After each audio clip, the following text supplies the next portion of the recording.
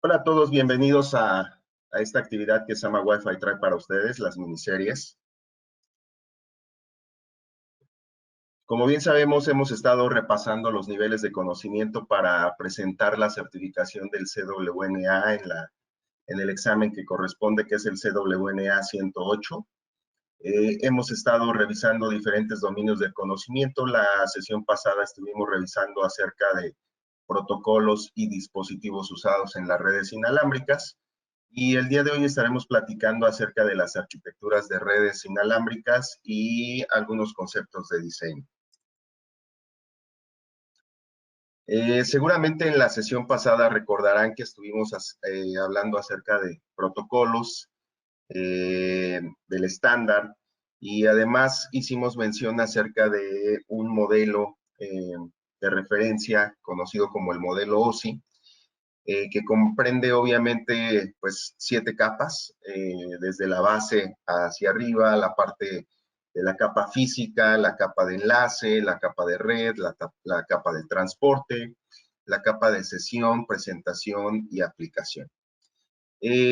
También hicimos mención que es importante saber que dentro de lo que concierne a las redes inalámbricas, y hablando en específico del estándar del 802.11, pues está dedicado solamente, se comprenden 2 capas y se estarán evaluando en la parte de redes inalámbricas, que es la capa física, y la subcapa MAC, que es el control de acceso al medio.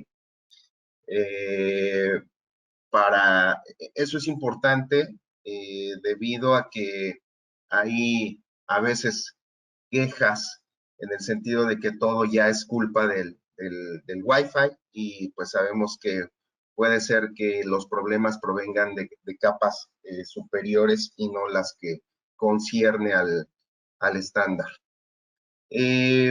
Para esto también es importante entender, pues, en el sentido de la comunicación, cómo viene fluyendo la información de las capas superiores hacia estas capas que comprenden las redes inalámbricas. Obviamente en capas superiores estamos hablando de lo que es, pues, datagramas y paquetes. Y bueno, eso pasa hacia las capas hacia abajo como algo que se conoce como unidades de datos, ¿no? Veremos que para esa transmisión, a nivel de la capa de control de acceso al medio, pues se recibe una unidad de datos de servicio conocida como MSDU, que viene de las capas superiores, y se procesa como una trama que llega a ser conocida como MPDU, por sus siglas en inglés, una unidad de datos de protocolo MAC. A su vez, esta es pasada hacia la capa física y se recibe como una unidad de datos de servicios de la capa física, conocida como PSDU.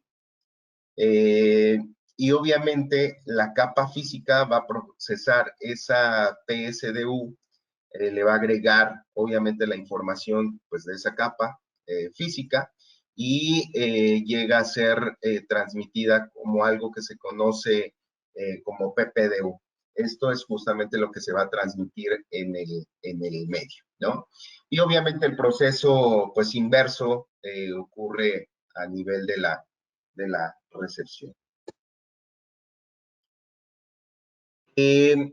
Existen planos conceptuales para el tratamiento de los datos, ¿no? Cuando se lleva a cabo esta parte de comunicación, y se habla de planos de control, planos de administración y los planos de datos.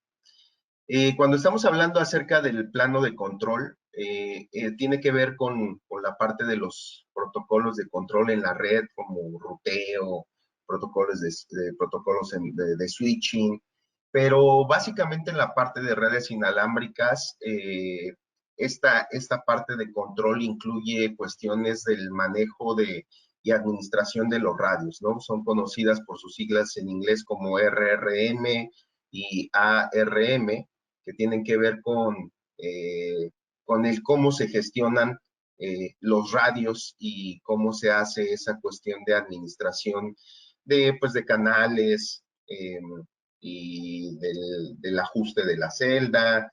Y bueno, también tiene que ver con cuestiones que son muy conocidas en la parte de Wi-Fi, como el roaming y la parte de autenticación. El plano de administración está centralizado en lo que es la parte de administración de los dispositivos y el monitoreo de los mismos. Tal es el caso de, pues, de la configuración misma de la infraestructura, ¿no? Y finalmente, pues el plano de datos justamente son, pues, el transferir esos datos de usuarios, ¿no? Es importante saber que toda esta parte de las tramas de administración, control y datos, todo ese tráfico, generalmente se utiliza en túneles, en donde toda esa información y ese tráfico pues viaja seguramente al controlador de esa infraestructura inalámbrica, ¿no? Algunos fabricantes usan algoritmos propietarios para tunelear pues esa información. Tal es el caso de túneles CAPWAP o GRE, que son los más usados, aunque, como mencionamos al principio, algunos fabricantes pudieran usar algoritmos propietarios, ¿no? Esta parte del tuneleo es crítica para la flexibilidad o esa escalabilidad que ofrecen las infraestructuras en las empresas, las infraestructuras de redes inalámbricas, porque obviamente cuando se utiliza esta parte del tuneleo, los switches o ese switcheo intermediario, pues no necesita estar configurado del todo para usar las diferentes VLANs, por ejemplo, ¿no? Entonces es importante también conocer cómo se transmite pues todas esas tramas de administración, control y datos a través de estos túneles, ¿no? Y obviamente pues va a depender del fabricante cómo maneje esos planos de datos. Sabemos que el Wi-Fi ha estado continuamente evolucionando. Originalmente, pues se tenían access points en donde no se tenía, pues, llamémosle una inteligencia en toda la infraestructura. Y bueno, en esos casos y durante ese tiempo de los inicios del Wi-Fi, pues no había necesidad de más, ¿no? Realmente la necesidad de tener a lo mejor una coordinación o un control de ciertas situaciones, pues no era algo que se requería por el tema puntual de que la Wi-Fi pues no era una red, no era la red primaria, ¿no? Y a medida de que los requerimientos, las necesidades y de que el Wi-Fi se tornaba a ser pues esa infraestructura primaria, pues la industria y vamos, estos mismos escenarios empezaron a demandar que el control de ciertas características pues era requerido para tener un modelo sustentable para cómo venían creciendo las empresas, ¿no? Y justamente, pues esas necesidades nos lideraron al desarrollo de algo conocido como pues, los controladores de la infraestructura inalámbrica. Básicamente, pues esa caja en donde actuaba o se actúa como el cerebro de la red. Aunque obviamente sabemos que la parte ideal o el mundo ideal para pues esta coordinación de todo eso sería el tener esa inteligencia en el borde, ¿no? Para los tiempos como fue evolucionando el Wi-Fi, seguramente, aunque hubiera sido el mundo ideal poner esa inteligencia en los APs, pues no era posible, ¿no? Por la parte de los chipsets que había o la tecnología que había en su momento. Y bueno, la parte del controlador también fue evolucionando de acuerdo a esos requerimientos. La adopción también de esos controladores pues se aceleró. Se tenían ya contemplados cuestiones como de escalabilidad, redundancia. Los diferentes fabricantes desarrollaron de métodos y variantes, ¿no? De lo que es su tecnología. Vinieron conceptos como controladores virtualizados. Algunos otros fabricantes pusieron parte de la inteligencia en los access point. Esto nos llevó a tener también arquitecturas pues híbridas. Eh, y pues la evolución también de plataformas en la nube, hasta pues llegar a cuestiones como un control también o fabricantes que llaman la parte de control distribuido, ¿no? Es decir, poner justamente la inteligencia en el borde, ¿no? Entonces hoy en día tenemos bastantes ofertas en el mercado y va a depender mucho de los requerimientos y necesidades que se tengan y obviamente la función de nosotros como ingenieros dedicados a las redes inalámbricas, pues es ofrecer y recomendar la solución que esté ad hoc a esas necesidades y requerimientos, ¿no? Pero es importante saber y entender cómo es ese tratamiento de los diferentes planos que platicamos en slides anteriores en cada una de esas arquitecturas que nos encontramos, ¿no? Generalmente, pues podemos decir que encontramos ese tratamiento de la información de forma centralizada, quiere decir que es un modelo en donde los datos se redirigen o se pasan a través pues, de ese túnel o de esa comunicación que existe entre los APs y el controlador. Eh, y obviamente pues el beneficio de enviar pues ese tráfico hacia el controlador, pues muchas veces también dependiendo del fabricante, algunas características requieren de esa modalidad, ¿no? No sé, hablemos de un filtrado de contenido, que se apliquen políticas de firewall, que se apliquen políticas de ruteo, de calidad de servicio. Entonces, pues realmente esa parte de tener el tráfico encapsulado y manejarlo de una forma centralizada, pues a veces da ciertas bondades que a lo mejor en otra infraestructura no se puede. Pero bueno, tenemos que entender de nueva cuenta que cada fabricante tiene sus pros y sus contras.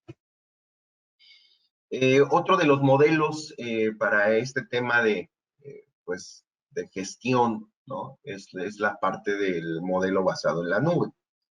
En un modelo basado en la nube, pues los APs necesitarán una conexión inicial a la nube con el objeto de ser registrados y que adquieran pues un perfil o una plantilla de configuración. Y una vez que los equipos pues están configurados, se podría decir que funcionan a nivel desde la perspectiva del control de acceso al medio, pues como APs que podrían ser autónomos o como las arquitecturas que planteábamos de un control distribuido, ¿no? Obviamente, el planteamiento de los sistemas basados en las nubes también están orientados a obtener pues toda esa información estadística de los datos que arroja la infraestructura. Y estas soluciones también implementan herramientas avanzadas de monitoreo y algunas con toda esta cuestión de la inteligencia artificial y el machine learning, pues soluciones de troubleshooting en la misma plataforma, ¿no?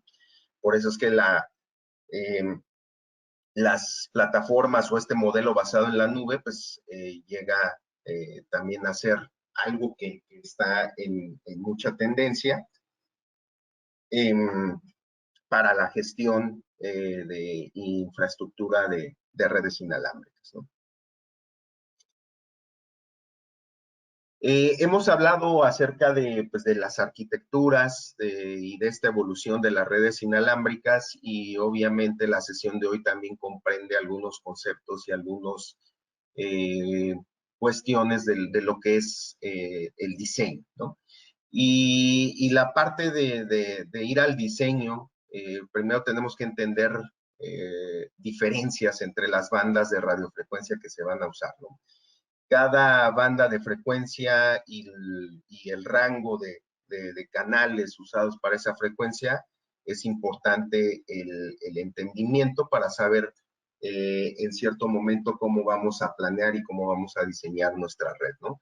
Sabemos que de las frecuencias más usadas en la parte del Wi-Fi tenemos la frecuencia de 2.4 GHz y la frecuencia de 5 GHz. Cada una con sus características, como se puede ver en el slide, el espectro total de cada frecuencia es muy diferente. Obviamente hay, dependiendo de los dominios regulatorios y de la región en la que nos encontremos, pues vamos a tener disponibles más o menos canales. En cuestión de, hablando de 2.4 GHz, sabemos que esa frecuencia es altamente usada y no solamente por dispositivos o comunicación Wi-Fi, sino también por otros, por otros dispositivos, ¿no? Cosa que hace que esta frecuencia esté pues muy saturada. Una de las ventajas que se ha visto durante todo este tiempo de la parte de 2.4 GHz, por lo que se ha usado mucho, es la parte de su gran cobertura, la mancha de cobertura que se tiene en esa frecuencia, pues es vasta, a diferencia de la que se tiene en 5 GHz, ¿no? Sabemos que de las enmiendas del estándar 802.11, pues también unas operan en ambas frecuencias y otras solamente en alguna de ellas. Sabemos que también los dispositivos pues nos muestran un pasado, un presente y un futuro, es decir, hay dispositivos que vienen arrastrando pues la tecnología de 2.4 y se siguen utilizando. Pero hoy, pues, el mercado es consciente que los mayores beneficios se están sacando, pues, en aquellas frecuencias que están menos concurridas. Y obviamente, pues, esto de la evolución lo hemos visto constantemente en las diferentes sesiones, no se detiene, ¿no? Hoy con la venida de la parte de Wi-Fi 6E, en donde ya se está incluyendo también pues canales en 6 GHz, es una nueva frecuencia y que ya ha sido adoptada por algunos países, algunos dominios regulatorios ya han abierto ese segmento, esa frecuencia. Obviamente con todo este boom de la enmienda AX y orientada a la parte de 6C, que es la que comprende los 6 GHz, pues esperemos que esto empiece a hacer una tendencia mayor para tener dispositivos ya capaces de soportar esta frecuencia, ¿no? Por ahora, pues la mayoría de dispositivos siguen ocupando las frecuencias que habíamos mencionado anteriormente, pero vamos a ver cómo evoluciona este tipo de situación. Dentro de los conceptos de diseño es bien importante, como mencionamos anteriormente, la parte y entendimiento de la radiofrecuencia y de las bandas que vamos a utilizar. Y dentro de esta parte existe el concepto de planeación y reuso de canales, ¿no? La arquitectura tradicional de redes inalámbricas es algo que se conoce por sus siglas en inglés como arquitectura multicanal. Una arquitectura multicanal está construida con una planeación cuidadosa y un mantenimiento de los canales que se pueden hallar en cualquiera de las frecuencias que hemos platicado. Y obviamente, dentro de las ventajas y desventajas que veíamos, pues la mayor problemática existe en la parte de 2.4 GHz, que usualmente significa que tiene menos canales. Generalmente el uso de los canales que vamos a encontrar es el uso del canal 1, 6 y 11. Y básicamente con esos tres canales tenemos que jugar en esa frecuencia para un diseño, ¿no? Sabemos que la frecuencia de 5 GHz tiene más canales disponibles, obviamente dependiendo de la región y considerando también pues aquellos canales que tienen que ver con la parte de DFS, ¿no? La mayoría de los equipos hoy soporta selección automática del canal, eh, aunque es una cuestión pues debatible. Nosotros como ingenieros sabemos que aún teniendo esas funcionalidades que tienen que ver con conceptos que platicamos anteriormente en lo que era el plano de control, que tienen que ver con el Radio Resource Management y el Adaptive Radio Management, eh, pues aún así con eso se requiere un tuning específico y evaluar de buena manera pues toda esa planeación de canales, ¿no? Por otro lado, ha existido dentro de la industria algunos fabricantes, algunas patentes que utilizan algo que se conoce por sus siglas en inglés como la arquitectura de canal simple o canal único, en donde obviamente no podríamos abarcar esa temática en una sola sesión. Pero bueno, ahí en el slide pueden ver algunos ejemplos de los fabricantes que anteriormente pues han manejado este tipo de arquitectura, en donde obviamente para la parte de capacidad pues tendrían que manejar algunas cuestiones como lo son carpetas de diferentes canales al final de la historia, ¿no? Para proveer eh, capacidad y no solamente la parte de cobertura. Eh, Obviamente dentro de esa arquitectura, que pues es la más común, que es la arquitectura de canal múltiple, sabemos que la planeación es una parte importante en donde tenemos que cuidar la cobertura y el posicionamiento de cada uno de los APs. Obviamente tenemos que considerar cuestiones como las antenas que se van a usar, tenemos que conocer el patrón de propagación de esos equipos que vamos a utilizar.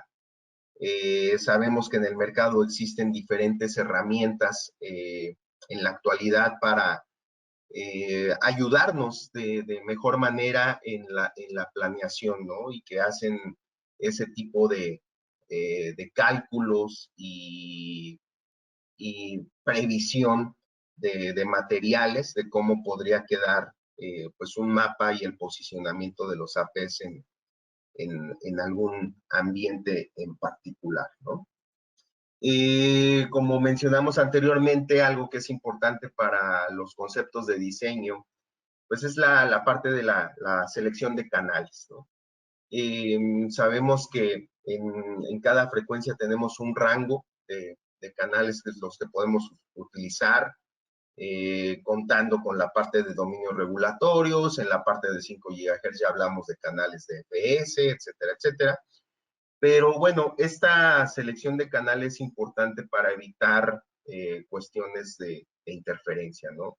Eh, la interferencia de canales va a ir en medida de que nosotros pongamos pues más APs, y dentro de ese diseño de más APs pues obviamente los canales se van acabando y el reuso de canales pues se tiene que dar de alguna u otra manera, y esto va a propiciar interferencias del tipo de canal adyacente o canal por sus siglas en inglés, como lo pueden ver en la presentación, ¿no? Entonces se tiene que jugar no solamente con la parte de los canales, con esa planeación, sino también con algo que se conoce como la potencia de transmisión, ¿no? Eso, al final, y los conceptos que hemos revisado, nos van a llevar a un tema conocido como el tamaño de celda. Y toda esta parte del diseño radica justamente en conceptualizar cómo vamos a llegar a un mejor diseño. Y para llegar a un mejor diseño, podríamos resumir que hoy, con todos estos requerimientos que tenemos, no solamente desde la parte de cobertura, sino atender capacidad de usuarios y dispositivos en una red que se ha convertido en la red primaria, pues tenemos que llevar una manera de tener o acercar esas celdas de cobertura a los dispositivos para lograr mejores tasas. Y esas mejores tasas las vamos a lograr teniendo ese tamaño de celda correcto, que va a tener que ver con la potencia de transmisión, con el posicionamiento, que incluso podemos jugar con el propio ambiente, y obviamente pues ese ambiente que tiene pues los factores de atenuación que ya tenemos, empezando por el tema de distancias y los materiales que encontramos, pues nos van a permitir un buen diseño en las redes inalámbricas. Bueno, esperemos que esta información les sirva y los esperamos en el siguiente capítulo. Muchas gracias.